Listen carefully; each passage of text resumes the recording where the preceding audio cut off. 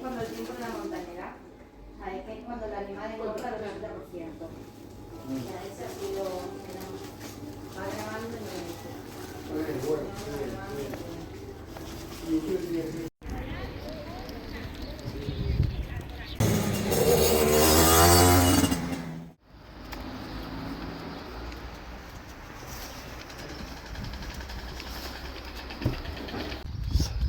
C'est parti pour 20 km jusqu'à Vilafranca de los Barros. Le temps est un petit peu frais, nuageux. S'il pleut pas, ça va bien se dérouler. J'ai eu du mal à me lever ce matin quand même. Hein. Je serais bien resté couché.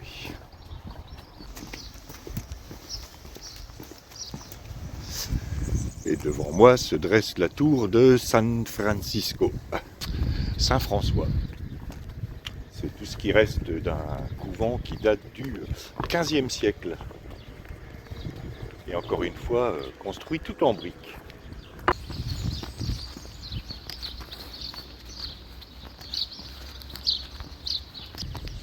Enfin, presque tout en briques.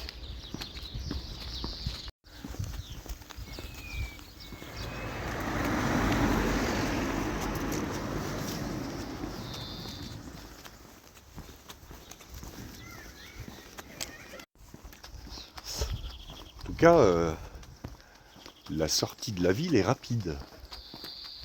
Par contre, le temps de vent, il n'est pas terrible.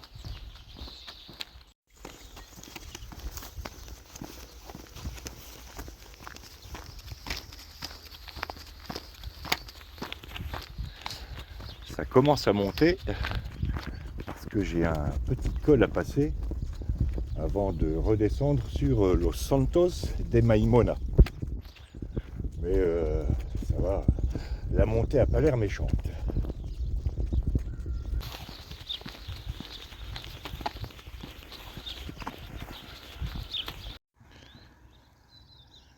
Ça, c'est l'une des bornes qu'on retrouve de temps en temps le long de la Via de la Plata. Ils ont bien fait les choses. Une belle borne en granit poli.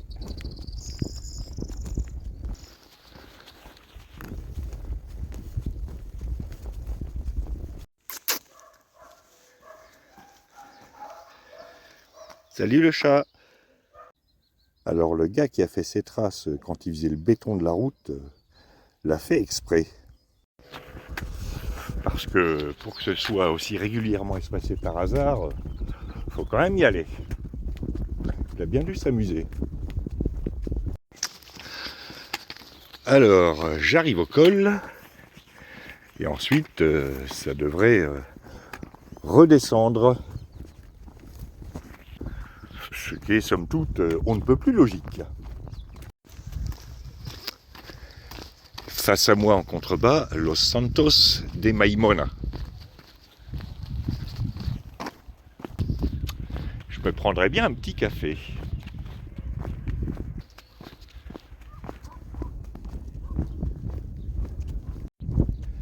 Et ce petit massif que je suis en train de traverser, c'est la Sierra de los Olivos.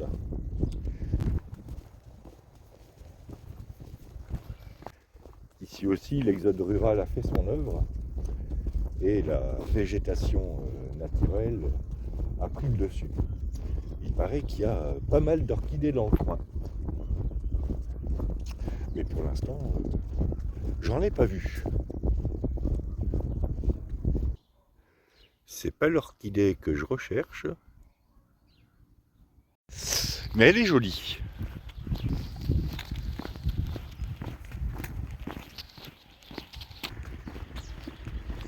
Bon, est-ce qu'il y a un bar ici?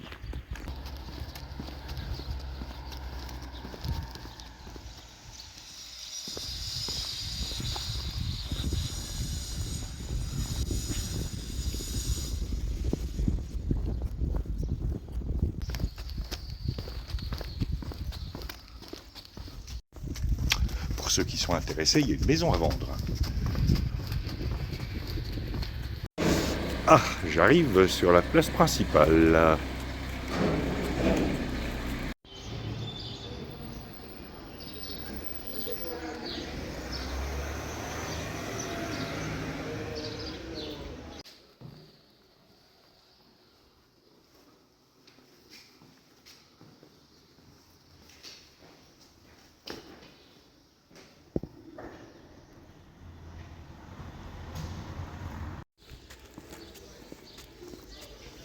Cette église est très jolie. Cette église du XVIe siècle compte 3 nefs et 3 portes. Et que l'on soit croyant ou pas, on peut saluer la qualité architecturale de l'édifice. Ah, un bar.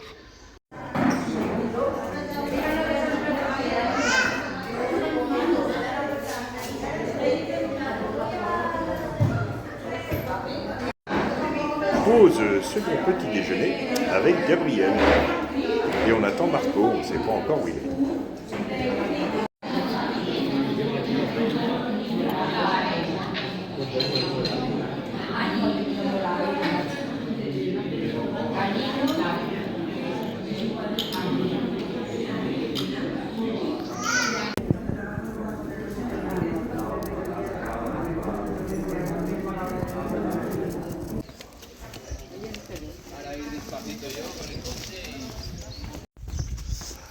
Bien, après ce second petit déjeuner, composé de pain grillé, huile d'olive, purée de tomates et sel, délicieux, il est temps de repartir. Il reste 15 km à faire. Ça veut dire que je me suis arrêté au bout de 5 km.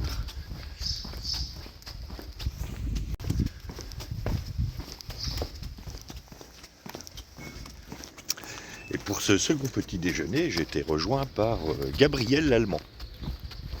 Je crois que je l'ai contaminé.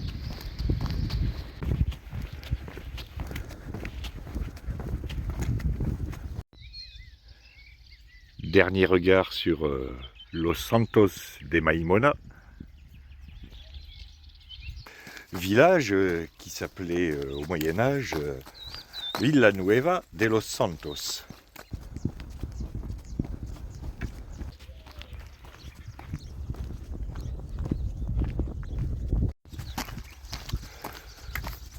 Le village donc que je viens de quitter fut le théâtre d'un litige en 1284 entre l'ordre du Temple, les Templiers, et l'ordre de Santiago.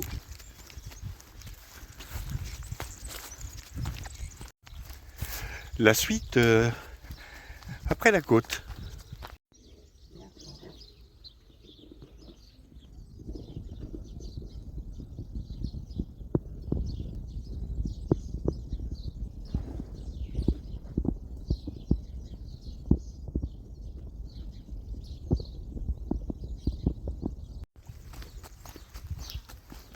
Cochon qui bouffe du plastique. Ça alors.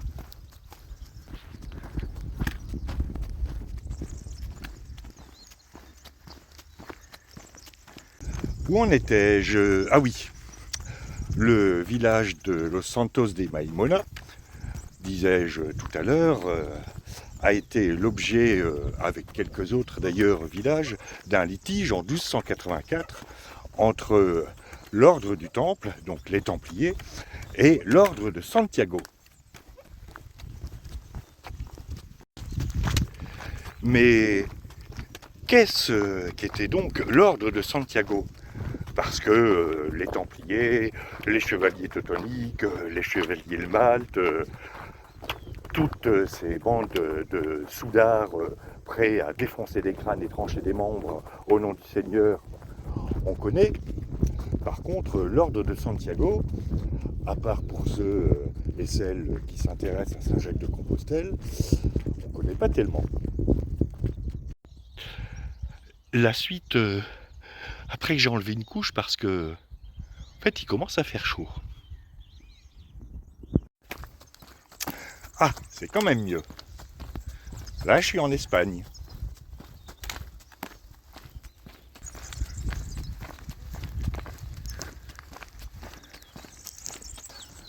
Bon, du coup, je sais plus où j'en étais, moi. Ça va encore être n'importe quoi, le montage de cette vidéo. Oui, je parlais donc de l'ordre de Santiago. L'ordre de Santiago, ou ordre de Saint-Jacques de l'Épée, a été fondé par Pedro Fernández de Castro en 1170. après que ce dernier ait repris Cáceres, par laquelle je passerai d'ici quelques jours, aux musulmans. Je vous passe les détails de la reconnaissance par le pape et la royauté espagnole. Toujours est-il que cet ordre n'avait pas forcément pour mission de défendre les pèlerins.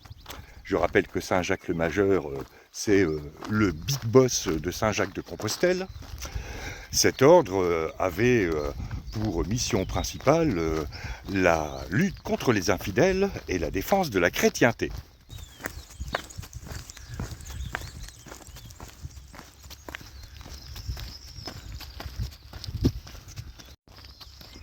Je précise au passage que c'est le roi Ferdinand II de Léon et Castille qui confia la protection de Cáceres au fondateur de l'ordre de Santiago pour le récompenser d'avoir pris la ville à l'aide de ses 12 compagnons d'armes. Et là, pourquoi 12 ? Pourquoi toujours 12 ? Les 12 apôtres, les 12 chevaliers de la table ronde, les 12 salopards, une douzaine d'eux. Pourquoi une douzaine d'eux d'ailleurs ? On a 10 doigts.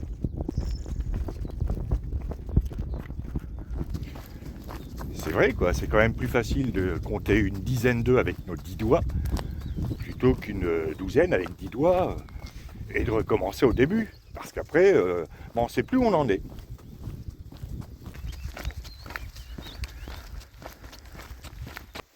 Comme tous les ordres de cette époque, l'ordre de Santiago a des frais de fonctionnement. Donc il faut bien qu'il trouve des revenus quelque part.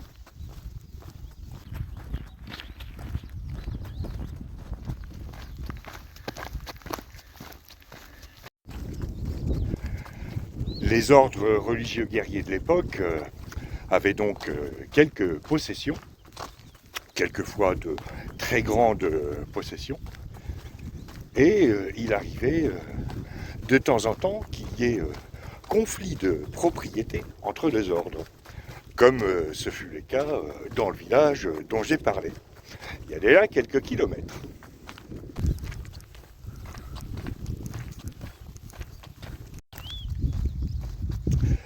Ces conflits n'intervenaient d'ailleurs pas seulement entre les différents ordres guerriers, mais pouvaient aussi intervenir entre les ordres guerriers et les autorités de l'Église. Ce fut notamment le cas à Villanueva de los Santos.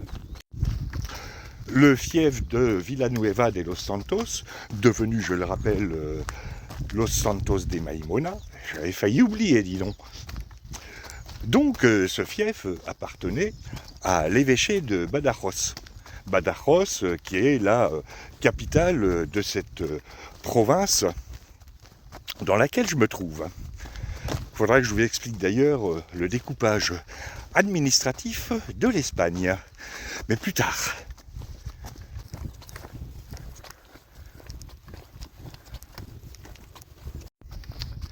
L'évêque de Badajoz, donc, accuse les Templiers d'avoir usurpé son fief à lui.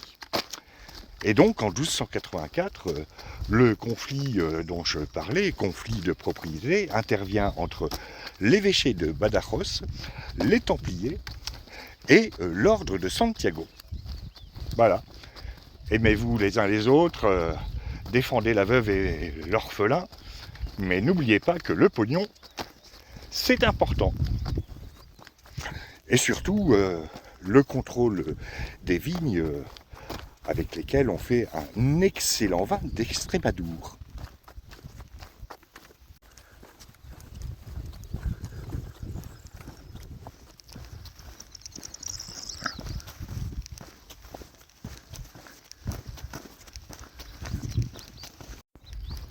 Dites donc les Romains, c'est quoi ce chemin défoncé là ? Vous m'avez habitué à un meilleur travail, hein ?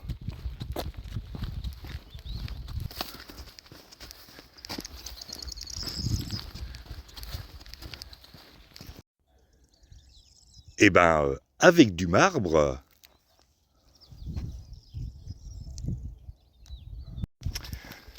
les chars à bœufs n'auraient pas fait toutes ces ornières pleines d'eau. Parce qu'en plus, je vais salir mes chaussures.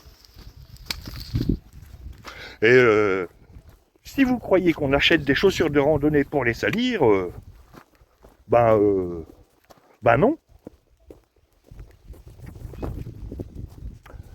Joli saut, non? Ça va être décousu cette vidéo.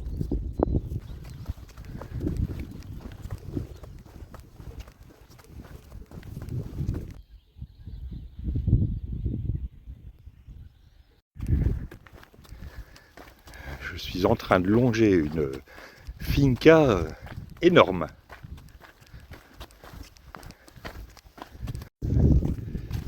Finca dont je suppose voici le bâtiment d'habitation.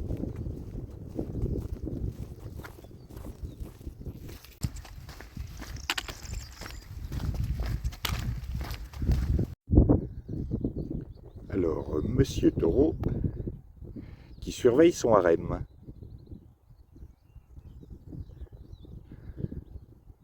Il n'y a pas à dire raison de l'espace. Mais ce ne sont pas du tout des vaches hollandaises. C'est qui vos parents? Voilà, c'était la minute vache de provenance inconnue de cette étape. Des vaches espagnoles, ça c'est sûr, mais lesquelles?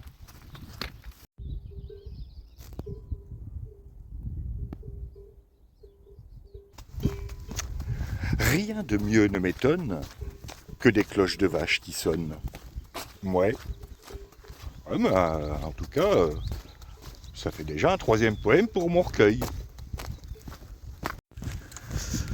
Bon, je plaisante, mais mine de rien, j'avance pas. Quoique j'aperçois là-bas Villafranca de los Barros, qui doit quand même être à encore 10 km.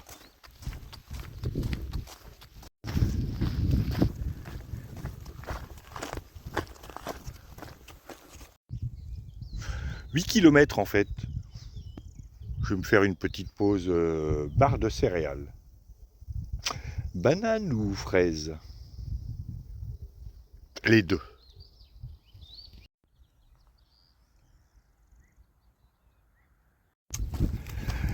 Bien, après cette pause barre de céréales, avec une petite préférence pour la banane, je me remets en route vers la ville. 8 km donc plutôt tranquille au milieu de très beaux champs d'oliviers. Et vu la taille des troncs, ils doivent être assez vieux.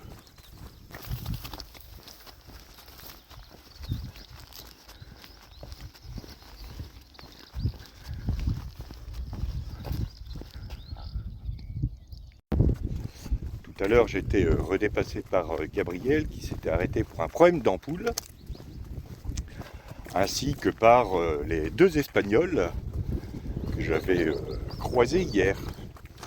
Et ils connaissent déjà le chemin et ils m'ont dit que je passerai bientôt à côté d'un enclos qui abrite des toros bravos, des taureaux de corrida. Alors, est-ce que c'est sur cette étape ou sur la prochaine? Eh bien, je le saurai après.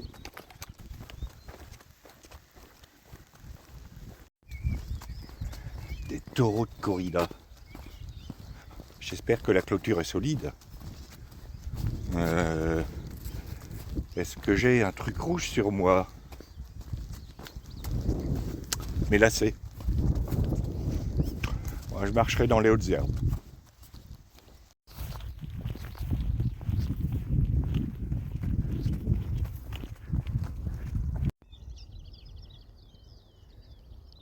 Ah, ça, c'est un sacré tronc.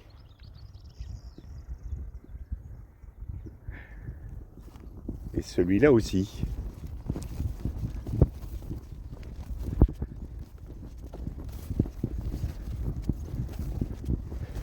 Et donc le champ de gauche doit être beaucoup plus récent.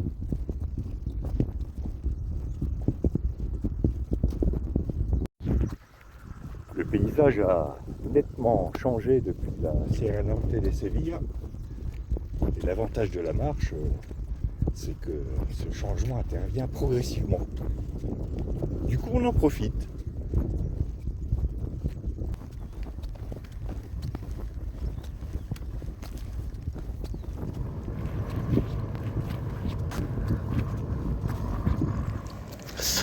Je devrais traverser la nationale 630. Il faut faire gaffe parce que les bornes en granit ne se voient pas toujours de très loin. Bon, alors.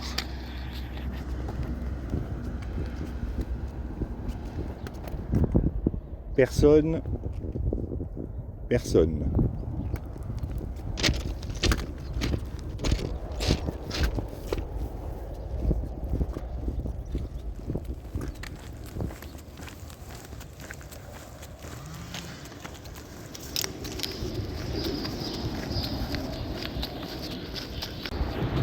J'aime pas trop ces sections parce que ça roule quand même vite.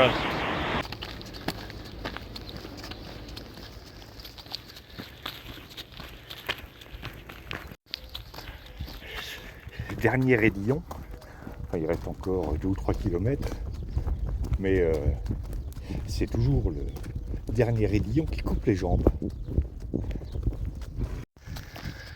Voilà là-bas, Villafranca de los Barros, qui doit être à 2 km, 2 km et demi. Je m'apprête à rentrer dans Villafranca de los Barros,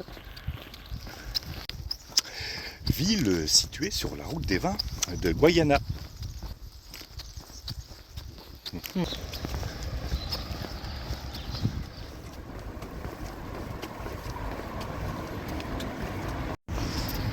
Et plus qu'à trouver l'alojamiento Estranatura. Et là-bas, il me semble apercevoir Marco.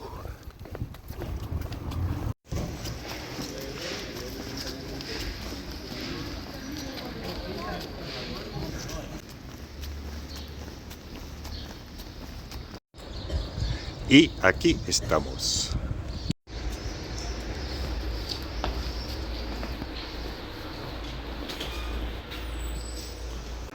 Fin de cette étape de 20 km qui s'est très bien déroulée. La vidéo va être un poil décousue, tu m'étonnes. Demain, ça va être plus long, au moins 26 km jusqu'à Torremejía. Et si le temps se maintient comme aujourd'hui, ça devrait être cool. Allez, je vous dis à demain pour de nouvelles aventures.